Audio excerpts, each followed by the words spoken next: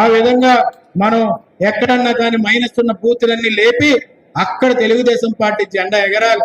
దానికి కక్ష రాజకీయాలు చంద్రబాబు నాయుడు గారు అంటారు, మన వాడి మీద టార్గెట్లు పెట్టడం కాదు, చట్టం తన పని తను చేసుకొని పోతుందండి. నేను ఒక మాట చెప్పదలుచుకున్నాను, రాజకీయంలో ఎప్పుడు కూడా ఎవడో వచ్చి నాతో అంటాడు వాటిని కొట్టెత్తే అయిపోతుందండి, కొడితే వాడిని పెద్దోడిని చేసినట్టు అవుతుంది, వాడిని తట్టుకోలేనట్టు అవుతుంది.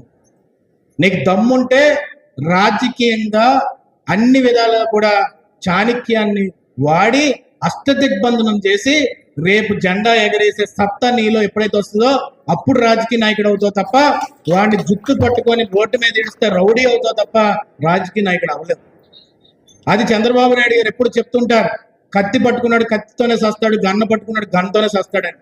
రాజకీయాన్ని పట్టుకొని ఇప్పుడు దేశంలో ఎవ్వడూ ఎదగలేనంత ఎదికెళ్ళింది ఒక్క చంద్రబాబు నాయుడు గారు. అంటే అది ఎప్పుడు ఆయన కత్తిని ప్రోత్సహించలేదు, గన్నను ప్రోత్సహించలేదు, కక్షను ప్రోత్సహించలేదు.